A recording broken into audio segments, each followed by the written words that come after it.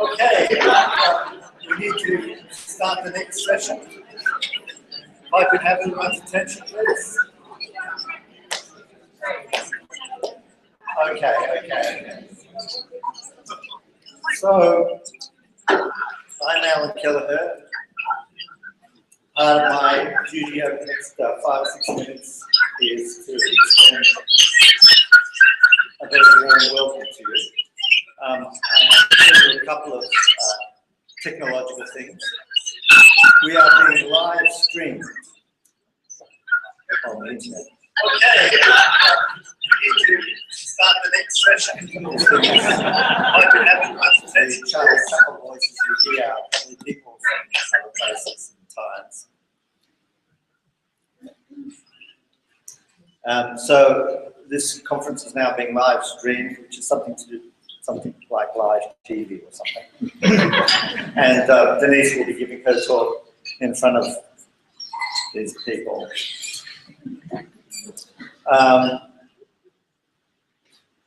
I think all the housekeeping has been done by Julian, so you don't need to know where the toilets are. And if you do and don't know where they are, that'll be a very difficult afternoon for you. I can't remember where they are.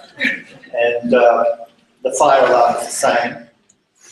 If I heard long bells this afternoon, if you hear long bells that sound like a fire alarm, maybe you should leave. Unless they turn them off fairly quickly. So my part is a very informal part. I'd like to say, looking across the room, I'd like to extend to you a very, very warm welcome. When I was at Plenary, which was the last one, we also had over 200 people there. And it's always personally very gratifying to see so many people here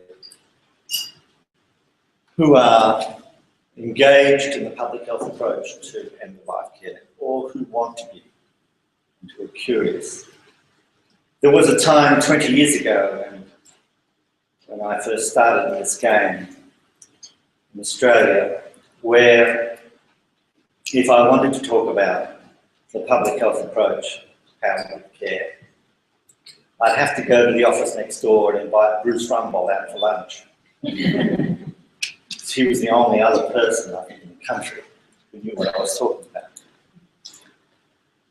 It's been incredibly wonderful to see the global spread of what I think is a very sensible, important, necessary set of ideas about how to help people at the end of life and how to create partners in palliative care and indeed all end-of-life care services, including bereavement care and intensive care, aged care.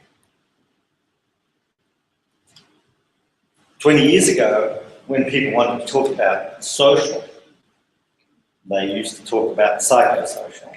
And as I'm sure as many of you who've come to my talks in the past know, I've hated that term for as long as I can remember, partly because it's always too psycho than social. Everybody seems to be, wants to be a counsellor in end-of-life care. And people find the social perplexing overwhelming, difficult, ambiguous. And it is all those things. As Bill Cook said today, it's a messy business, it's an ambiguous business, it's about relationships, it takes time, and time is one of those things that a lot of us don't seem to have much of these days. But in end-of-life care, time is the precious commodity, and it's the thing we need to seize. What we are fundamentally about as a movement now is putting the social back into end-of-life care. Never forget that that's what we do as palliative care people. That is our task in embracing the public health approach. And some people get very panicky about that. 20 years ago, people were saying to me, "You can't prevent death, Alan," when they heard about health promoting palliative care. Thanks for the tip. I've been wandering around for years if I hadn't been told that. And I always remember the first rejection I got from my book, Compassionate Cities, Public Health and Palliative Care. I just got a one-liner back from a publishing house whose name I would discreetly withhold from you. And it simply said, "It'll never sell."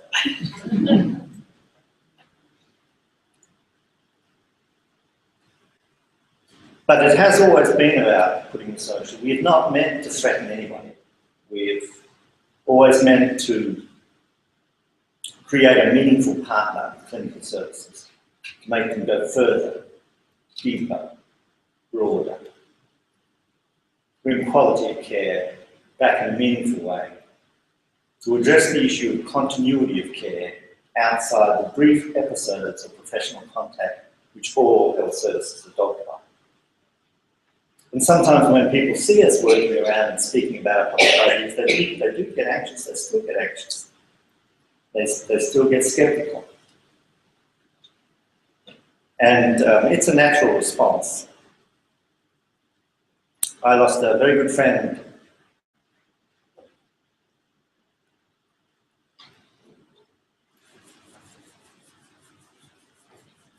last September.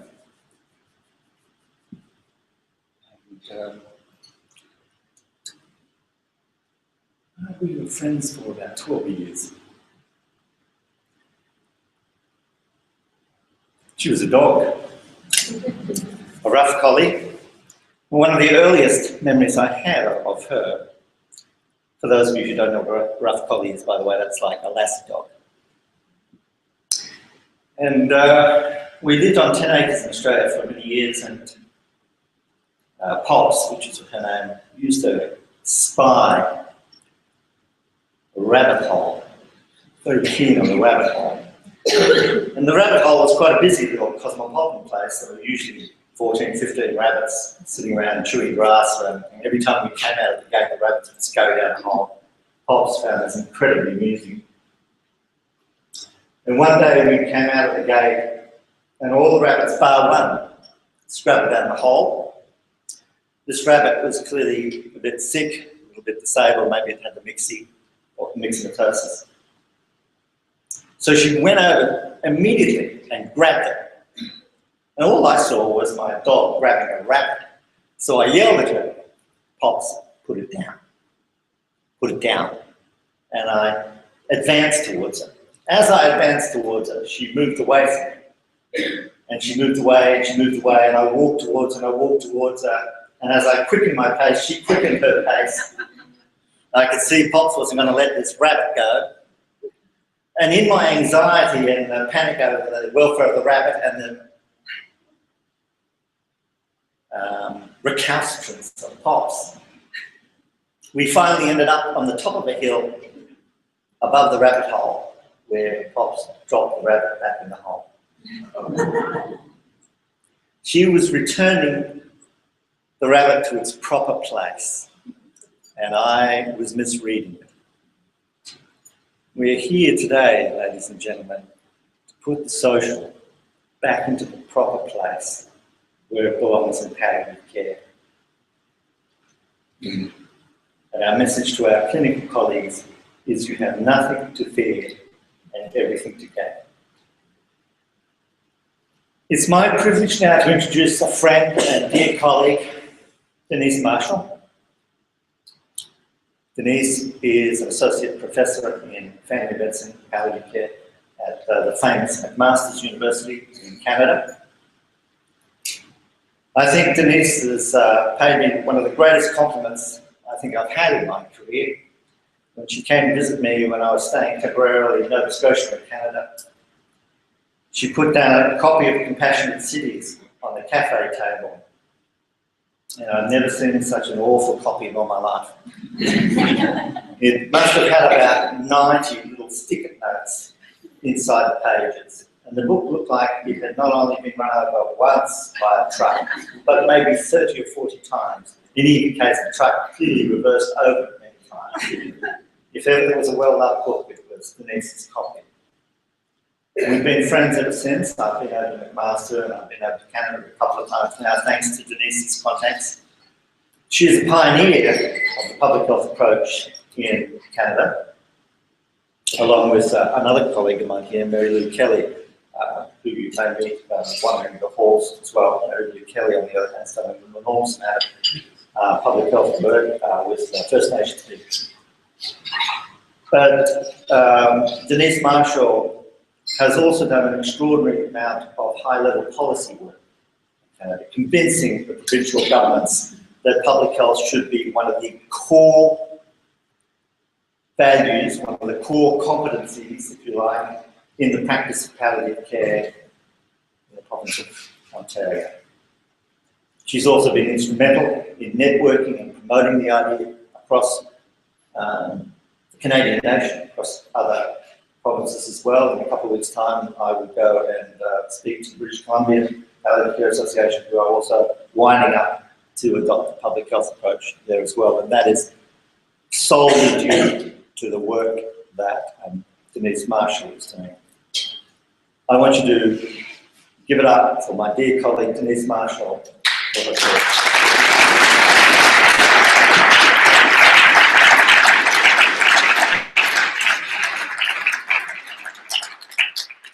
Thank you so much, Alan, and hello to whoever is there.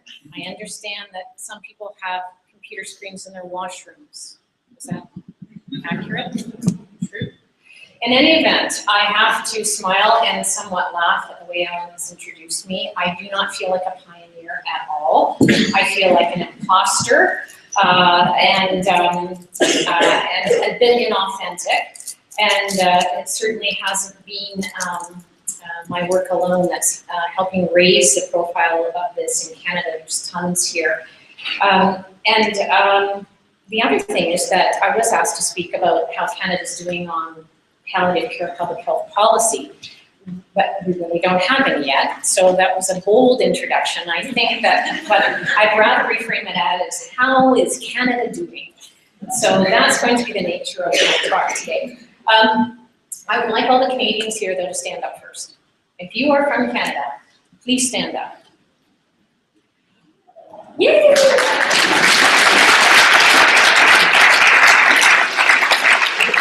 This is incredible because at the Limerick conference, there were 3 of us. And so you can see we have a 4- or 5-fold increase. So we are that serious about palliative care public health approach. And today I am going to just do a high-level wander through what's been happening in Canada over the past couple of years, framing it as temporary interest or tipping point. I hope it's a tipping point. What I feel I can be as an ambassador. I found going to the Murray Trust, the Murray Hall Trust, very healing and affirming, because in many ways in Canada as a nation and within Canada in our various pods, we're very much like Murray Trust was 10 years ago, already doing stuff, and then being able to mobilize around the compassionate communities model in a way that's taken it to a new level. So I am an ambassador, I am but one. And I guess I want to have a disclaimer too to let you know that until I met Alan and understood the compassionate communities health promoting palliative care paradigm, I really had my own silos in my day life, palliative care doctor, academic, researcher, teacher, and in my own time, a really passionate social activist. second stage housing, domestic violence, early childhood education. I very strongly committed to mobilizing and helping the community mobilize around things that it says it needs. I didn't think of connecting the two. So I was very embarrassed that I hadn't done that, but now I feel, in fact, much more of a whole person in this regard. Now, how do I forward this? I guess I should have asked somebody. There's no clicker. Oh, yes, there is. Thank you so much. So today we're just going to be doing a high-level overview of healthcare in Canada, public health and palliative care. For some of it, it will be a review for some of you, and then some of our emerging trends. So I would just have to position it this way to start. Canada, decades after having some of the most magnificent reports in the world dealing with health and social care and how it pertains to vulnerable populations, end-of-life care, palliative care, still has these amazing gaps. I know we're not unique. We can look across the world and say that, but it's very compelling for me to stand before you today at any level, whether it's an academic, a teacher, a clinician, a citizen, a system leader, that this is still the case for us. And I'm going to give you some insight, and Alan and others have given us tremendous mentorship to help us understand ourselves better in terms of why this is. We really still, to this day, have no formalized either national or provincial, because we are divided into provinces and territories, clear accountability to drive palliative care itself. And yet this is our reality. Again, I know it's not distinct. Many of you have the same kind of statistics, but we have an aging population, or at least a third of Canadians have chronic illnesses. Most of our seniors have chronic illnesses. A quarter of our seniors have 3 or more chronic illnesses. And chronic illness accounts for 70% of all deaths in Canada right now. In terms of palliative care, depending on what you call formalized palliative end-of-life care services, and I realize that that itself is an interesting topic, what is sort of generic and informal and intuitive, or what would be formalized services? A huge number of Canadians don't have access to the service side of things.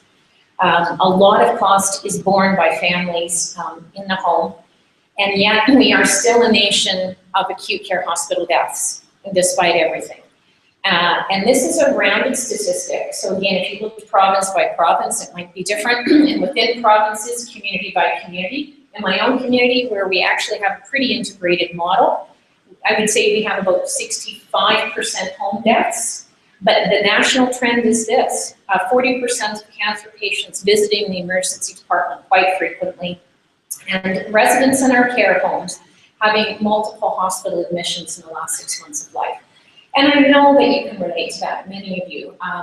And for others, it may be shocking. Statistically speaking, 1% of all Canadians are in the last year of life. That's a beautiful thing for us to realize at the community level, to mobilize around. You know, 1% of the people on my street or in my neighborhood or in my town. And that's an easy surveillance language for us to have. And this I find very compelling. 3 to 4 visits in Canada to your family doctor or GP, who are our gatekeepers to health services in large part, come for social concerns. 3 out of 4. For affirmation, accompaniment, a sense of reassurance. So we cannot expect our healthcare providers to be quicker, smarter, faster around 3 to 4 things that are inherently social of the community. This is another sort of moment where I really did just cry, actually. I mean, part of this big, huge study in Canada, through a big funding envelope, the Canadian Institute for Health Research funding on doing a narrative analysis of older women in Canada who have heart failure. And they've had this illness, of course, for 20 years, at least. And asking them where they suffer the greatest, what costs them to suffer the most. And it's things like this, not being able to get out and get your hair done. So this is the Canadian Institute of Health Research Health Service funded grant to take a look at what we're going to do different in healthcare. And of course, for elderly women with heart failure in my province, getting your hair done is just what you do every Friday. It is just a part of your life ritual. And it's a very powerful statistic for us, or a narrative for us to have in the midst of our statistics. So I call that forth for you. We poll Canadians all the time. Do you poll your country people all the time? We poll Canadians all the time. And on this latest poll, and there are many, there'll be more before we're done talking today, I'm sure, 93% of Canadians would say that they would like to have palliative care services, but again, take that term loosely, in the setting of their choice. 75% they say they wish to die at home, and 52% expect that the bulk of their care will be in their home. Part of one of our national surveys done by our national sort of advocacy group, the Canadian Hospice Palliative Care Association, revealed this kind of information from Canadians. The 87% believe in the upstream idea as early as possible. 94% feel very inclusive about this, that it's not just the hospital or the palliative care team in the hospital or the palliative care specialist, that it's sort of everybody. And then on the right-hand side, very shocking for some of us who've been working a long time in the field, 96% of Canadians said that they feel it's very important to have conversations with their loved ones about their wishes. Yet only 34%, and this is from late last year, had a discussion, and only 13% had in any way completed something that would allow them to capture that. So very interesting stuff for Canada to look at right now. Now, I'm not meaning to make you sad, yet there's another kind of compelling thing for me as an academic. I'm in charge of postgraduate training for palliative care at my university, especially the GPs who are going to be in practice in that interface between health services and patients in large part. And I just want to call your attention to that column on the right side. This is from our own National Physician Survey, done in 2007, 2010, and the newer one in 2013 isn't on the slide, but it's even worse, which says that the second-year residents, these are the residents, these are the young doctors finishing their training in family medicine who are about to go into practice across Canada. And a decrease, you know, from survey to survey, of our frontline primary care clinicians, the new generation feeling that palliative care would be part of their scope of practice, that they would do house calls. So at the same time that we have those stats on the nature and being of the Canadian with chronic illnesses and in the last year of life potentially, we are not producing a workforce just from the physician side of it that could attend to this. I could also show you lots of data about how we're de-skilling other members of our workforce who are at the forefront of providing care. Part of the funding cutbacks, managed contracts, requests for proposal, kinds of methods of hiring service providers, including nurses, has de-skilled the workforce, because when you're trimming the fat, you're trimming off the mentorship, the coaching, and the education that's built into these agencies. And so we're finding, in fact, that we're positioning sometimes the most poorly skilled person right at the interface of people in their home who need to have the best skills. So we have all kinds of other data as well. Now, Canada, just to orient us, we are still, not a very populated country. We have 36 million across Canada, but our square, our size is vast, almost really 4 million square miles. It's a big country. To put that into perspective, there is all of Europe, most of Europe. Not all of it, but most of it is there. So it is kind of a gain. I guess you'd say we're largely, it's still in many ways a rural country with a small population. That's both a benefit and a burden. Here's Canada with nice colored highlights to each of the provinces. So we're divided into provinces and territories. I live in the middle one, Ontario. We have people from the west coast here, from British Columbia. We have folks close to the Quebec border, which is the dark blue one in the middle. So it's a very big country. And the reason I show this, oh, that's where I'm from, down there. Anyone heard of Niagara Falls? Mm-hmm. That's where I am from, close to Niagara Falls. Much like many people I saw in Dudley this past week have not been to the Black Country Living Museum, and they live in Dudley. I rarely go to Niagara Falls. So Ontario, this is my province, one of the provinces in Canada. Again, to give you a size, there is France and there is Spain. So Dr. Mary Kelly, who's right over here, is living in Ontario, right on the border between France and Spain. I live down in Niagara, and it would be easily 10 hours, wouldn't it, by car? Or more? 20, how long to take? All right, it takes me a long time to drive across my own province. At 12 hours, 14 hours to get halfway up the province. It's a big place. That's because you leave the handbrake on. We're not listening to Ellen in any way. And within each of the provinces, we have, in large part, planning districts for healthcare. It's different province by province. This is mine. So what you might call local authorities or regional health authorities, we call health planning regions. They're called networks, actually. So there's the national country, the provinces and territories within each province, planning districts for healthcare. In my province, there's 14. I wanted to give you a bit of an overview of our healthcare system to let you know what we're up against right now. So we developed social care medicine in 1966. We were leaders of this internationally, the idea that everybody gets something, that we have a social safety net for healthcare. This was revised dramatically in 1984, called the Canada Health Act, and it's the way that we agreed in Canada to legislate how funding would go nationally from our national government to the provinces, to each of the provinces, so that there's national money, it's flowed to the provinces, and the provinces are in charge of delivering healthcare. So in fact, to be clear, we have no national healthcare system per se. We have a national agenda for healthcare. We have funding that comes from our national government, but it flows to the provinces.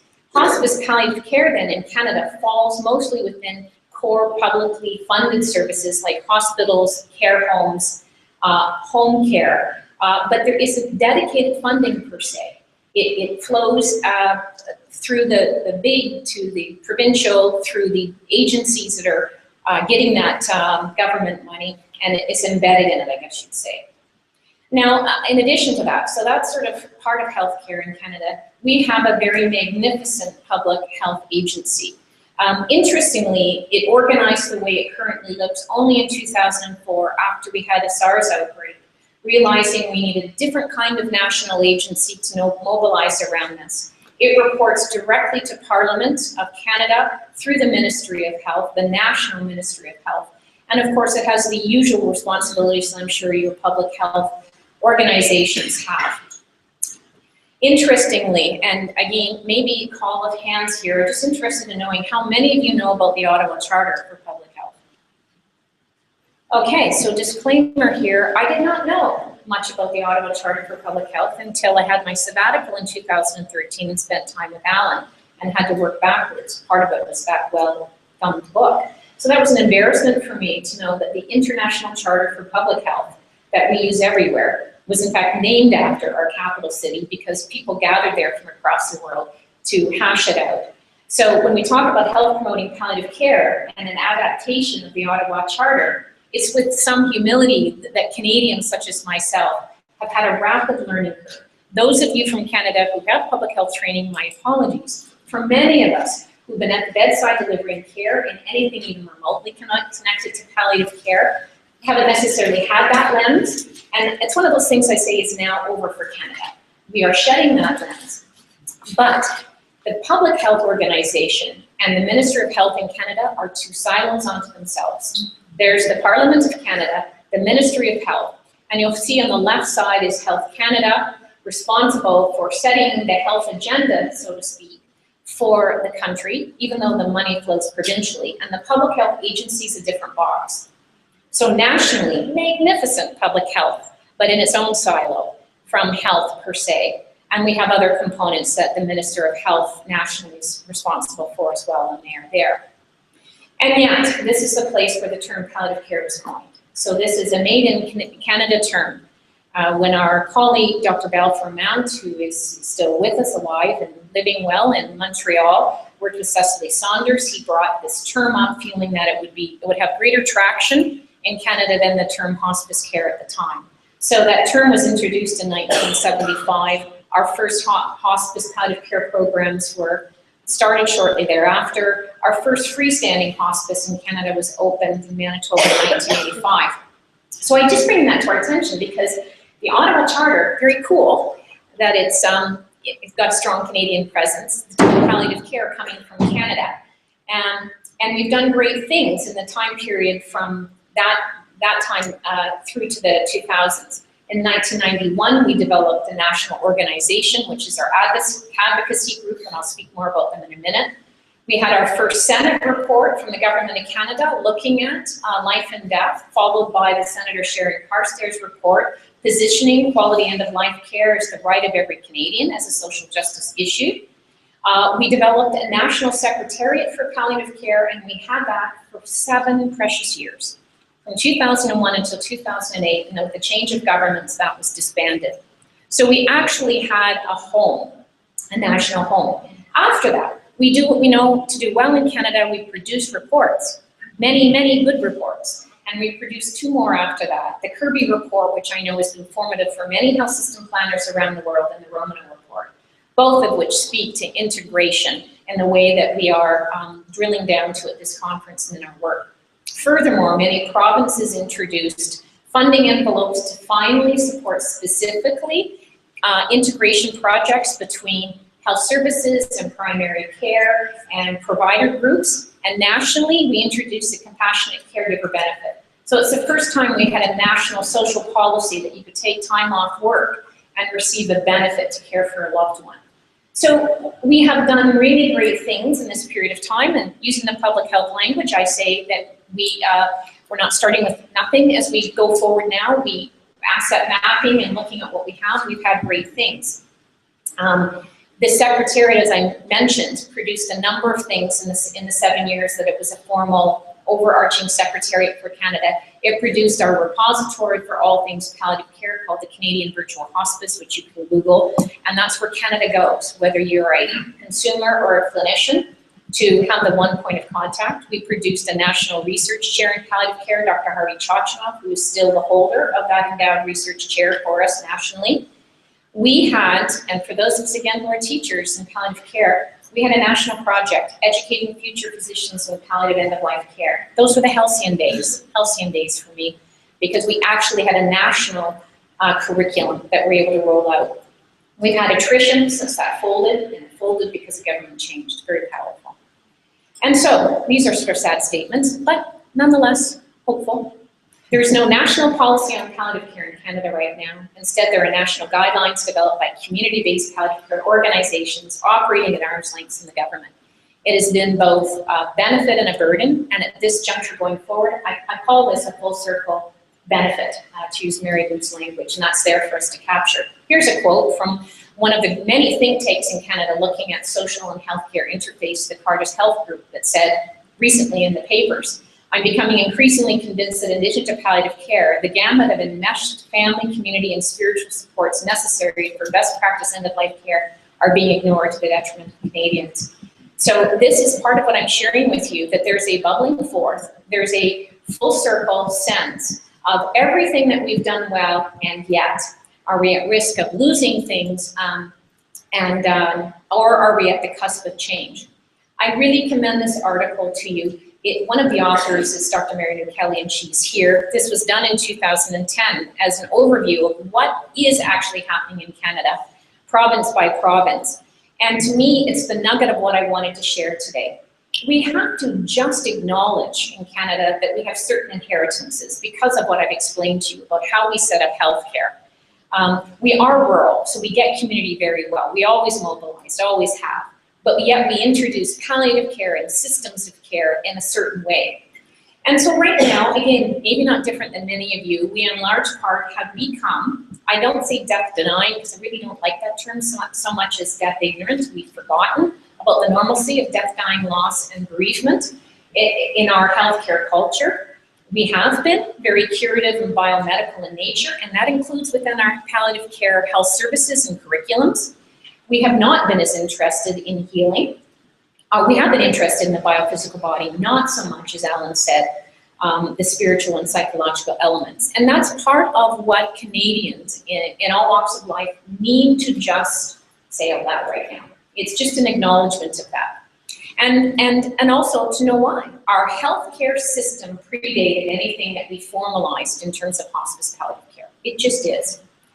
3 specific inheritances that need to be factored in include the fact that the Canada Health Act says we will have federal money flowing provincially, which means healthcare systems and organizational models that are done province by province. We have to acknowledge that a lot of our palliative care services that we call services were urban-based, in large part hospital-based, and yet the community's always been mobilizing in this very rural country all the time. Is there an opportunity for everyone to be at the table? Yes, there is. Regionalization and changes in regionalization of funding envelopes flowing in parts of the province and parts of Canada is our reality. I don't think it's very different than many of your countries, but it needs to be factored in when we look at our creativity. This is a very messy slide, and yet until very recently, this was an organizational model we would have in a sector of Canada. Is that true? It is true. We have a national coalition like this, where everyone is gathered, and we have a provincial one, and this is mine. So you could say everyone's at that table. But we have mistaken the advocacy of this table with system change and policy and accountability. And this is our reckoning moment. This is an advocacy table for us. This is not helping us necessarily make the connection between setting policy. It's part of it, but it can't be everything. Policy legacies for us that we need to factor in as we go forward in Canada include this federal-provincial divide. And again, you may know this, but it's something we need to acknowledge in Canada, is that we have the public pays for physician services through their taxes. So physicians actually are independent practitioners in Canada on the public purse. And so that, if you think about it a bit, is really, can be very challenging. They are not, physicians in large part are not paid directly through an entity like the NHS, for example. They are given money directly for services provided, allowed to set up independent businesses, but with completely public money. They really aren't allowed to do much about it, in fact. So that is a policy legacy that does, that is a burden and a benefit at times. And yet, despite that, I would say pretty much everything that we've been able to do that you saw in the last slides around mobilizing has been with the federal support that you saw there, provincial direction, and to the theme of this conference, ongoing ingenuity, perseverance, and resiliency of individuals themselves, community themselves, and people within organizations who've been very creative with what Mary Lou in her article calls the circumventions. And that's part of what we don't want to see end. We want to be part of a formal system of care now that's integrated, but the circumventions have been helpful. We do produce world-class reports that actually do help us drive policy because they are seen as credible. Our evidence-based, very, very detailed reports on social and healthcare have traction with our policy planners and government, and they have been helpful. The fact that we are endless advocates, mostly from the grassroots up, has been very helpful. We have service innovations that have served as well, such as Palliative Canada. Palliative Canada is funded by Health Canada to be the entity that drives across Canada education and new and interesting models of care. And I'm so pleased that Palliative Canada has recently been given money by Health Canada to look at a compassionate community strategy for Canada. So this is a very big deal for us. Catherine Downer, the executive director of Palliative Canada, is here, and I hope that you'll sidle up to her, because Catherine is bridging us with government and funding, so it's a very big deal. Palliative care, I'm just pointing this out, because I'm paused at this point in my talk to remind ourselves of what you already know, that I find is a very interesting lever in Canada. Palliative care and what we do and those circumventions and how we always manage to do it anyways is very nicely explained to my mind by complexity science. We know palliative care to be this thing, that we are complex adaptive systems, and I find when I use that language with health policy people and planners, it draws from a science that has the constructs that give them some credibility. Yes, we can nudge them along to talk about the essence of organizational change and development and capacity building, community development relationships, but I find that the language is contained in the complexity science literature, of which there's very little written right now in palliative care, but I found it very powerful as a lever to collocate people on the same conversation. And our colleague in Canada, Dr. Jose Pereira, was part of this fabulous endeavor, and I would commend this report to you, that in many ways describes what we need to do now, a very, very sophisticated dance between social care, community, our magnificent healthcare structures, yet all the gaps, in a way that will enable and constrain and come together. Acknowledging our past history, acknowledging that if we trust emergence as an outcome in complex adaptive systems, that innovation always comes out. The simple way of saying this is nothing about what we do as we marry social care and healthcare in Canada can be linear. In large part, it cannot. We will squeeze out innovation. And when people say, well, how do we do that? then I say, look no further than complexity science if you draw from that science lens. Here's a very cool thing that's just happened. Last year, big deal, but a federal member of parliament in Canada put forward an all-members bill, actually saying, to the very first slide that I showed up there, that it needs to be over in Canada, that we don't have a national strategy, at least that the provinces can derive from. And this man, Charlie Angus, a guy, an ambassador for us, gets what we're talking about here at this conference. He gets it in spades. I'm thrilled that the province of Alberta just voted in an NDP government. It's a socialist government. Change is afoot in Canada. Did you know that Alberta, in Canada, the middle of the country, has been a fairly conservative, I was going to say ultra-conservative, but fairly conservative province by government for 44 years. This is a sea change. This is what I'm so excited to share. I think that the readiness in Canada on every level is there, that a socialist government has been voted in, and very compelling. I could quote everything that Alan Kelly here has taught me, I won't, but I do want to let you know that 2 years ago, nobody knew what it was talking about in Canada, except maybe Mary Lou and Kathy Cortez Miller, a few people. The language and lens and terminology of compassionate communities, of health promoting palliative care as public health, was not something we were talking about at any level in Canada. It was happening perhaps in various small sectors, but we weren't talking about it together. And that has changed dramatically because Alan has been there in large part, because he's been proselytizing and coming across the country and meeting with public health and palliative care and system planners and volunteer organizations.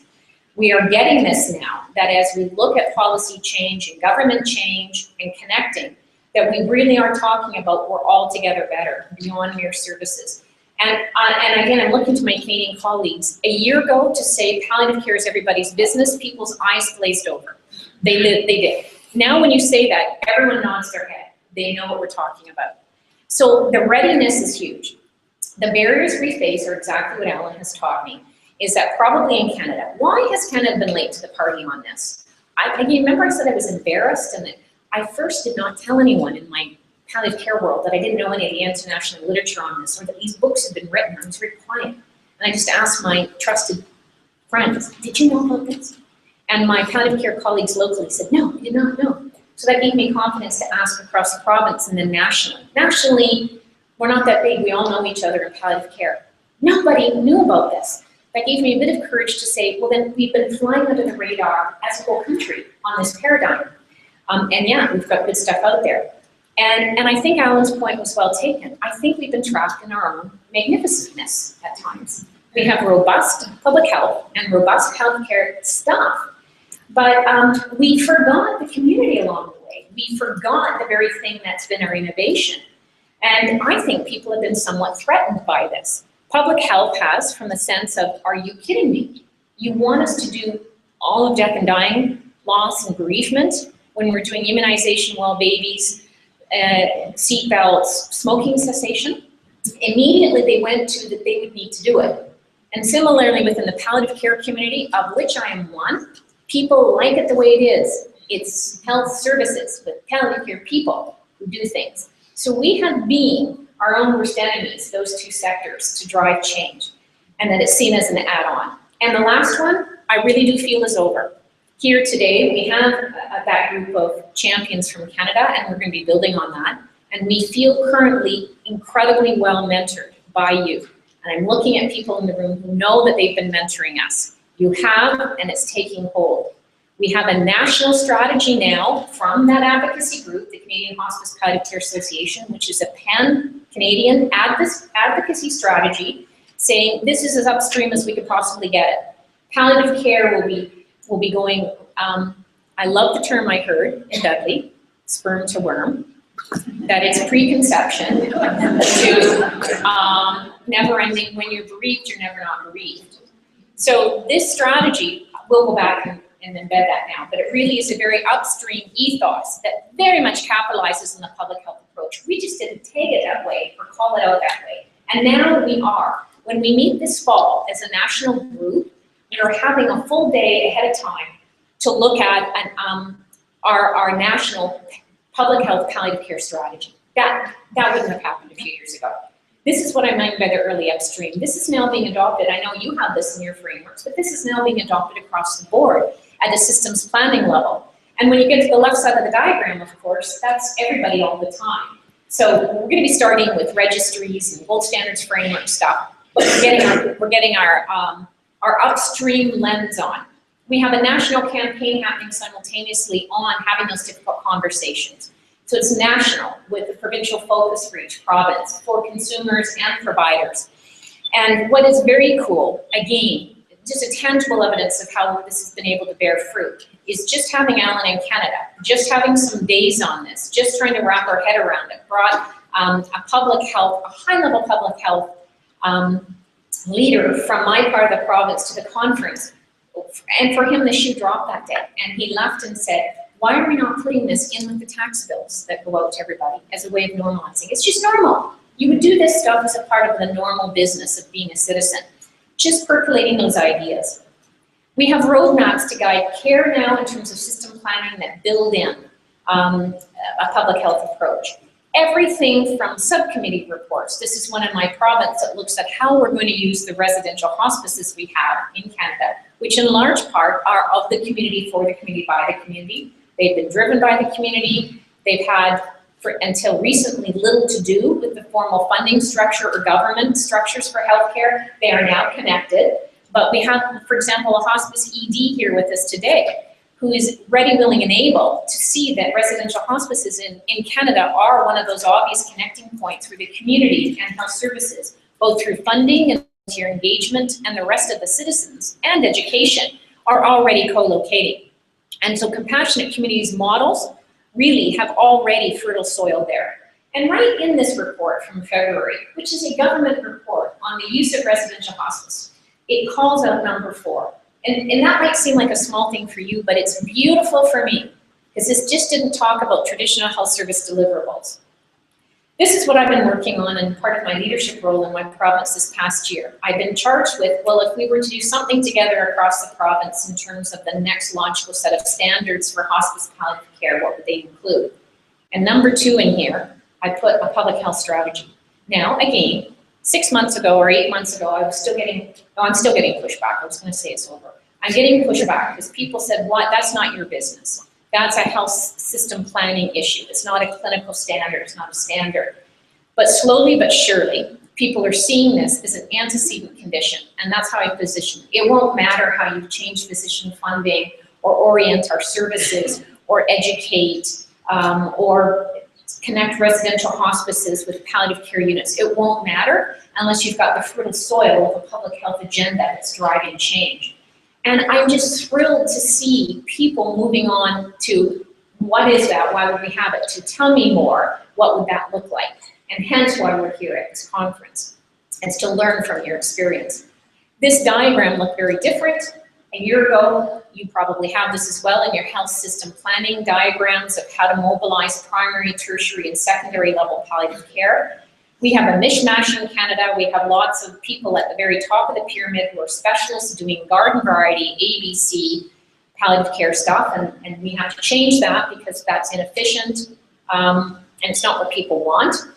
But we didn't have community on that. We had within health services a diagram looking at health service components for hospice palliative care, and we didn't have that on this visual that said it's all predicated on community.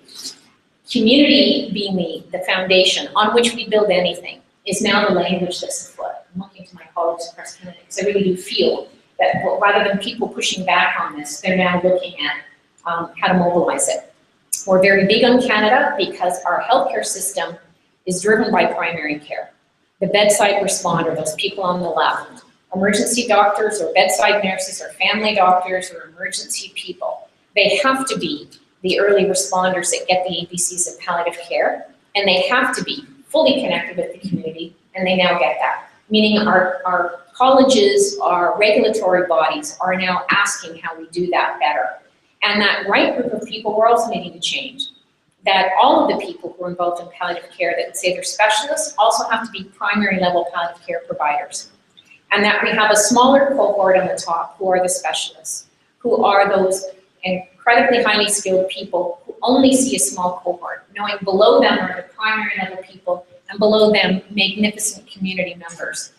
This is one visual that we've used, brand new this past year, that's similar to the gold standards. The nice thing for us is that we're able simultaneously to talk about adapting a gold standards framework for identify, assess, plan in the context of how we're learning and growing our own compassionate communities. So we're doing it together. This is predicated on knowing that when you get to assessment, it will be based on frailty. It will be vulnerable people. It will be connected with community.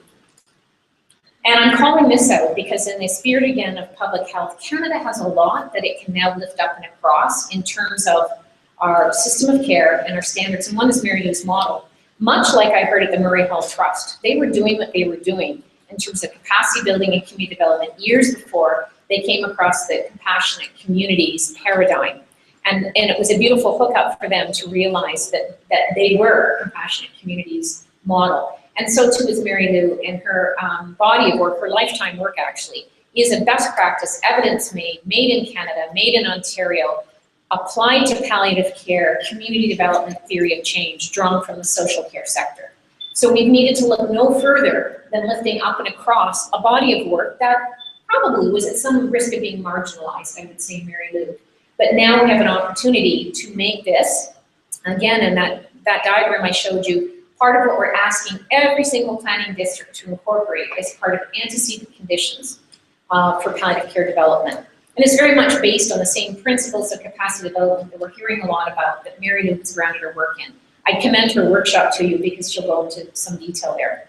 And again, this is a beautiful thing. We know there are many like this, but we haven't been able to yet call them out and make them explicit. 2 years ago, in my sabbatical year, I tried to get a grant through traditional funding authority in Canada, through a health service funding envelope or social care funding envelope, to just let me make explicit, do the scoping work that I heard Murray Hall doing, do the environmental scan, do the asset mapping, because I was sure that we had many very cool community development initiatives and grassroots palliative care circumventions, as we call it, that we weren't aware of. No one would fund that 2 years ago. Now, actually, we're going to be doing that work nationally thanks to Pallium. That's changed in 2 years. Kathy Cortez-Miller has a workshop as well, and she's an example of, she was there doing this. Her Dialogues project in the northwest of our province is a compassionate communities project. And it's just so great to be able to now call it out. Next time we come to the conference, which may be in Canada in 2 years, we'll be showing you more and more and more and more, some of which were there, that we've been able to mobilize, make explicit, and overlay the compassionate communities paradigm on, and others that are at the cusp of growth. Here is another thing that I need to share with you about what's afoot in Canada that will be helpful, we think. Everyone aware that our Senate in Canada, I don't know if you followed it in the press or if it even made it into your press, has just sanctioned physician-assisted dying. Were you aware of that? Supreme Court. What did I say? Oh, Senate. I always do that. I'm sorry. Supreme Court of Canada. So this was based on a case that went to the Supreme Court, a challenge from a person, and it was based on the Canadian Charter of Rights and Freedoms. And so that was held up, that in fact it was contrary to the Canadian Charter of Rights and Freedoms not to have legislated physician-assisted dying available in Canada. Again, to my point earlier, it was a federal decision that now needs to be enacted provincially. And so they have a year. Each of the provinces in Canada have a year. Some jurisdictions had already started, but we will have potentially a different legislative implementation of this in every single province of Canada. Nationally, this does not mean, nothing about this compels our federal government to fund palliative care any differently, or the provinces.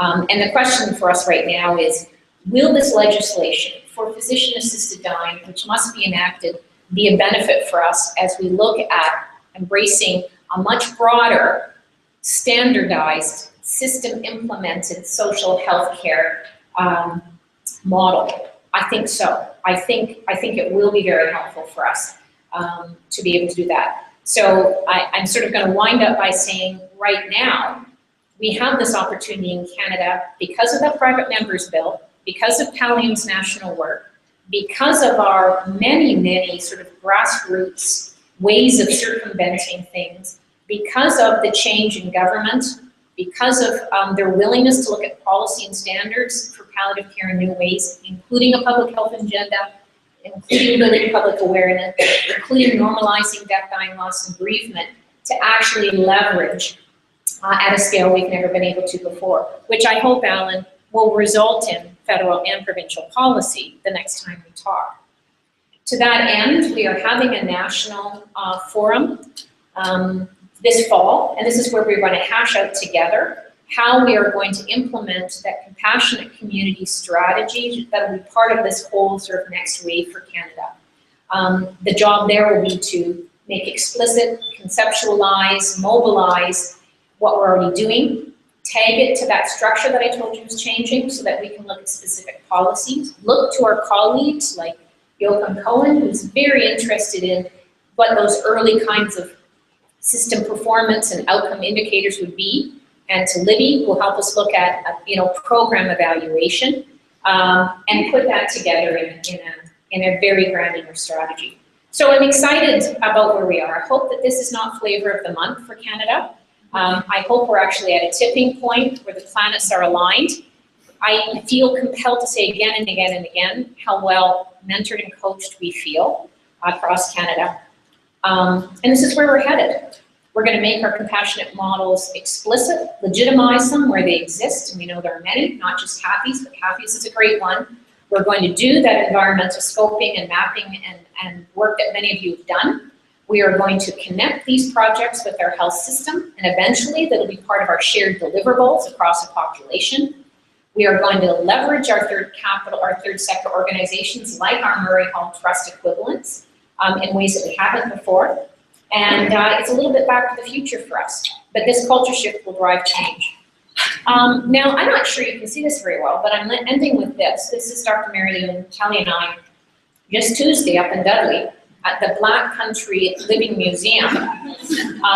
We snuck out in the question and answer period and dashed around. It's such a fabulous, fabulous museum. We loved it. And I thought it was very representative. First of all, in terms of providers, just the two of us. Between us, we're social worker, researcher, physician, we're leaders, we are consumers, we are the bereaved.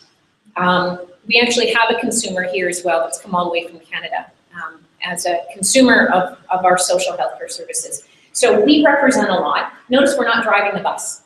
So in terms of the leading and facilitating, not managing, owning, and controlling, we are not driving the bus. We don't own the bus. But the good news is, representing Canada, we know there's a bus.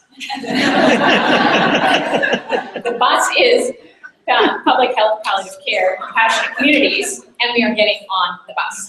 Thank you very much.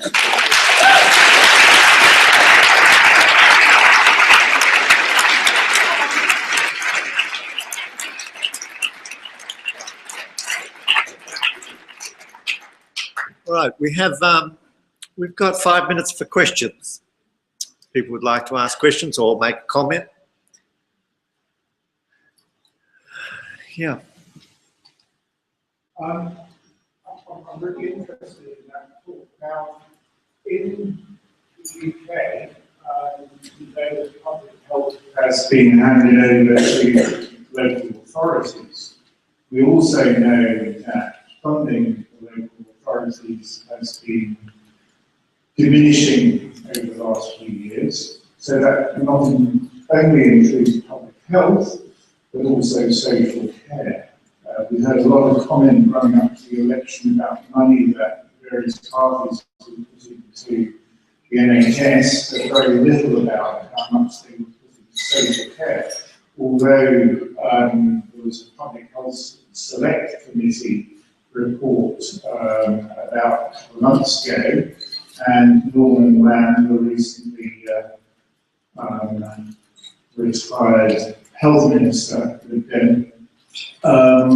expressed a belief that social care should be free to all those in the end of life. Quite how you define end of life is another matter, but it seems to me that on the one hand they're saying this should be the strategy, that actually suffocating the birth by starving the social health care budget and indeed the public health care budget?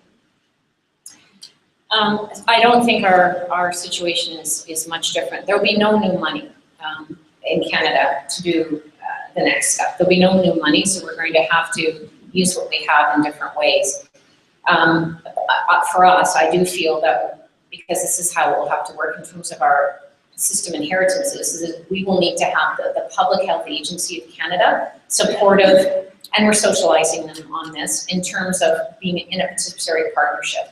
Not that we want new money or new initiatives, but we want them to sanction, legitimize, help us create models and standards using their magnificent strengths. And so too at the provincial level, we will have to partner with each public health organization at the provincial level who does have the funding to take a look at how we're going to be all together better between the programs and services they currently have and the application of that towards the population we want and what we have to afford backwards. And in fact, I think similar to what I understood, you have the Better Care Fund. Your Better Care Fund is similar to a strategy that's just unfolded the last few years in my province, which is called Health Links. But it is that sort of funded now, if you get your act together between social care and healthcare table, will provide you some funding to do this. We see that as a vehicle by which to start doing this together with the same money that's already out there, but with an agreed upon government sanctioned public health and community and health services are now going to work together. It's there for us to work on.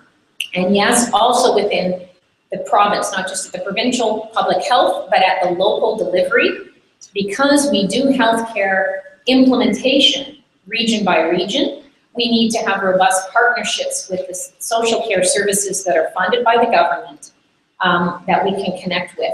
Again, my experience recently was with Murray Hall, and I keep calling that forth.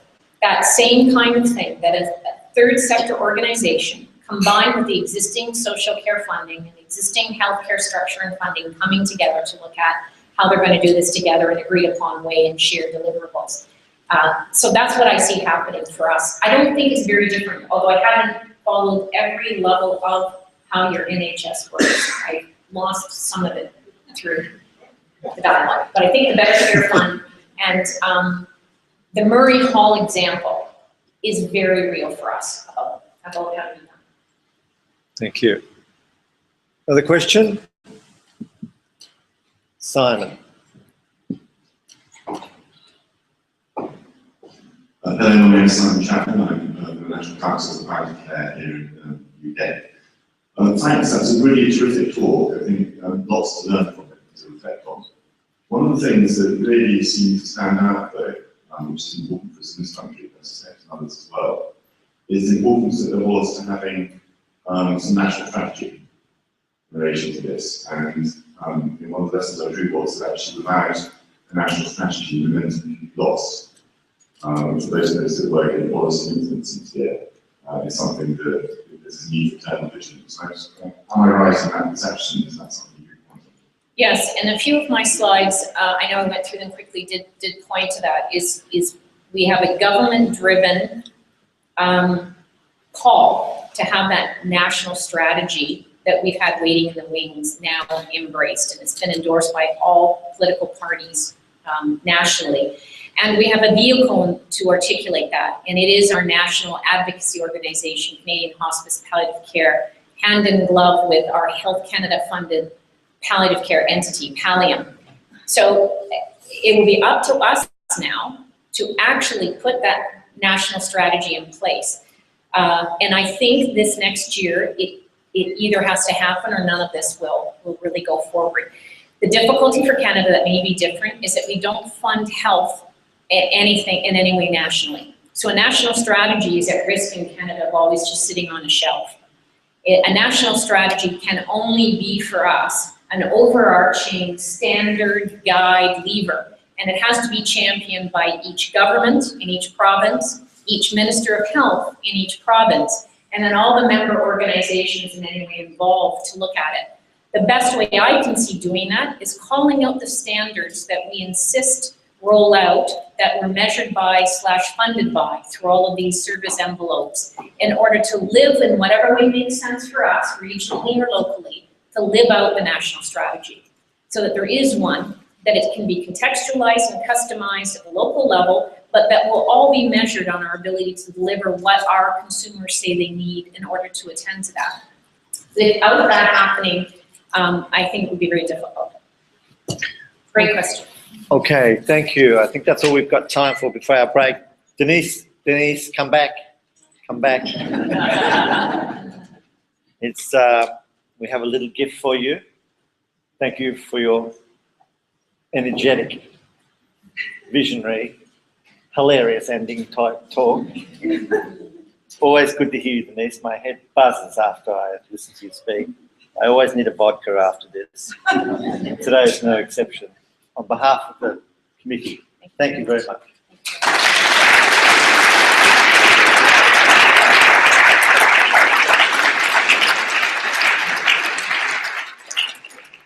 Okay, thank you. We have to, we're breaking now, is that right, for coffee? Yeah, so there's coffee and food outside.